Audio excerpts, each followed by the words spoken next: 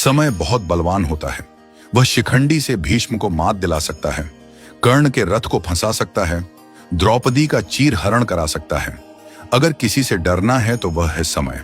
महाभारत में एक प्रसंग आता है जब धर्मराज युधिष्ठिर ने विराट के दरबार में पहुंचकर कहा, हे राजन, मैं व्याघ्रपाद गोत्र में उत्पन्न हुआ हूं तथा मेरा नाम कंक है। मैं धूत विद्या में निपुण हूं।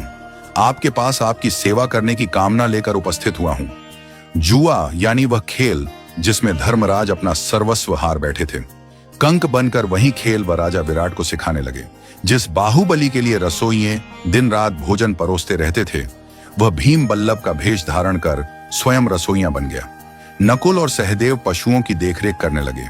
दासियों से घिरी रहने वाली महारानी द्रौपदी स्वयं एक दासी सैरिंद्री बन गई और वह धनुर्धर, उस युग का सबसे आकर्षक युवक, वह महाबली योद्धा, वह द्रोण का सबसे प्रिय शिष्य, वह पुरुष जिसके धनुष की प्रत्यंचा पर बाण चढ़ते ही युद्ध का निर्णय हो जाता था, वह अर्जुन एक नपुंसक बन गया।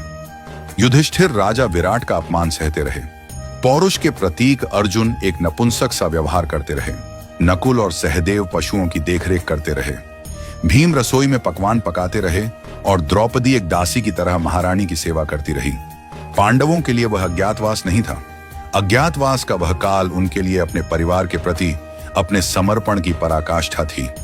वह जिस रूप में रहे, जो अपमान सहते रहे, जिस कठिन दौर से गुजरे, उसके पीछे उनका कोई व्यक्तिगत स्वार्थ नहीं था।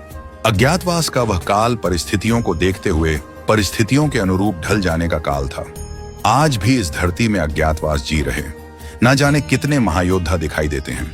कोई धन्ना सेठ की नौकरी करते हुए उससे बेवजह गाली खा रहा है क्योंकि उसे अपनी बिटिया की स्कूल की फीस भरनी है। बेटी के ब्याह के लिए पैसे इकट्ठे करता। बाप एक सेल्समैन बनकर दर दर धक्के खाकर सामान बेचता दिखाई देता है।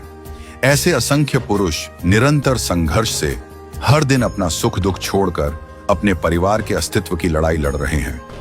रोजमर्रा के जीवन में किसी संघर्षशील व्यक्ति से रूबरू हो तो उसका आदर कीजिए, उसका सम्मान कीजिए। फैक्ट्री के बाहर खड़ा गार्ड, होटल में रोटी परोसता वेटर, सेठ की गालियां खाता मुनिम वास्तव में कंक, बल्लभ और बृहणला हैं। क्योंकि कोई भी अपनी मर्जी से संघर्ष या पीड़ा नहीं चुनता। वे सब यहां कर्म करते हैं। वे अज्ञातवास जी रहे हैं, परंतु वह अपमान के भागी नहीं है। वह प्रशंसा के पात्र हैं। यह उनकी हिम्मत है, उनकी ताकत है, उनका समर्पण है कि विपरीत परिस्थितियों में भी वह डटे हुए हैं। वह कमजोर नहीं हैं। उनके हालात कमजोर हैं, उनका वक्त कमजोर है। याद रहे कि अज्ञातवास के बाद बृहणला जब पुनः अर्जुन के रूप में आए तो कौरवों का नाश कर दिया। पुनः अपना यश, अपनी कीर्ति सारे विश्व में फैला दी।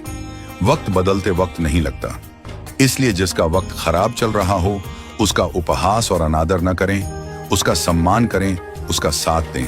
क्योंकि एक दिन संघर्षशील, कर्मठ, ईमानदारी से प्रयास करने वालों का अज्ञातवास अवश्य समाप्त होगा। समय का चक्र घूमेगा और बृहणला का छद्म रूप त्याग कर धनुर्धर अर्जुन इतिहास में ऐसे अमर हो जाएंगे कि पीढ़ियों तक बच्चों के नाम उनके नाम पर रखे जाएंगे। इतिहास बृहणला को भूल जाएगा, इतिहास अर्जुन को याद रखेगा।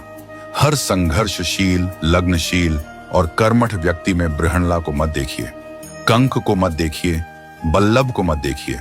हर संघर्षशील व्यक्ति में धनुर्धर अर्जुन को देखिए, धर्मराज युधिष्ठिर और महाबली भीम को देखिए। यही नियति है, यही समय का चक्र है, यही महाभारत की भी सीख है।